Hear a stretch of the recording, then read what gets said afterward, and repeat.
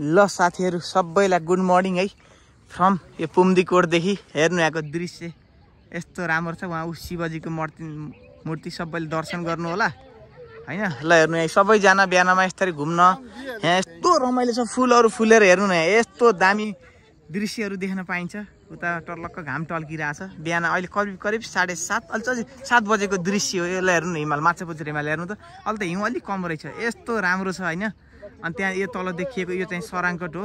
सराङकोट अनि यो देखिएको अहिले सराङकोट जाने केबुल कारको नाम चाहिँ आएन। त्यो केबुल कार जाने उहरू यो चाहिँ तपाईँ लेक साइडदेखि केबुल कारमा पनि सराङकोट जान सक्नुहुन्छ भने। ल हेर्नु यस्तो राम्रो हिमाल देखिन्छ। हेर्नु त आहा यति प्यारो छ नि हाम्रो देश। अब के गर्ने है। देशको स्थिति मात्रै थोरै राम्रो भएर यहाँ केही हुने भने। ल हेर्नु त यस्तो बवाल छ। ल तपाईँहरू नि घुम्न आउँदै हुनुहुन्छ नि यो ठाउँमा अवश्य आउनु होला। ल हेर्नु यहाँको दृश्यहरू यस्तो दामी छ। सबैजना दाइहरू कता कतादेखि घुम्न आउनु। ल दाइ भोलि भेटौँ। झर्ना लाउनु हो झर्ना लाउनु हो हैन एकछिन पछि ए हो।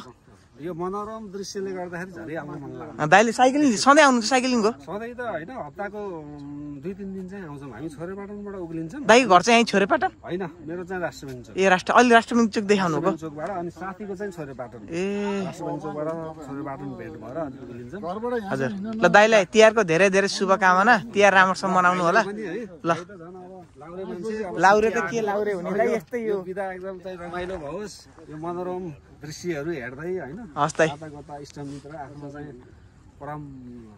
परम्परागत चाडको चाहिँ मजा लिँदै छुट्टी हजुरको रमाइलो होस्। ल शुभकामना। ल दाइलाई पनि तिहारको शुभकामना।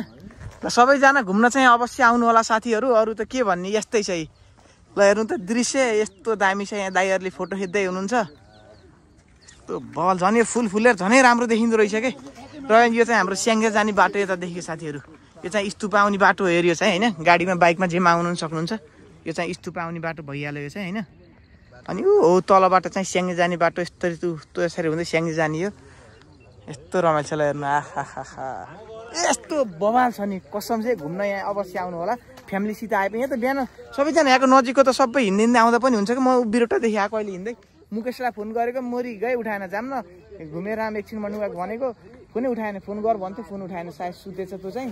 म चाहिँ बानी कस्तो भएछ भने उहाँ बिहानै 4 बजे निद्रा खुल्छ क्या। 1-2 दिन उहाँको त्यो टाइममा एडजस्ट हुन अलिक शरीरलाई अलिक टाइम लाग्दो रहेछ। बिहानै 4 बजे निद्रा खुल्यो उठेर फोन चलाएर बसेको। अनि 5 बजेपछि हिँडे साथीहरू।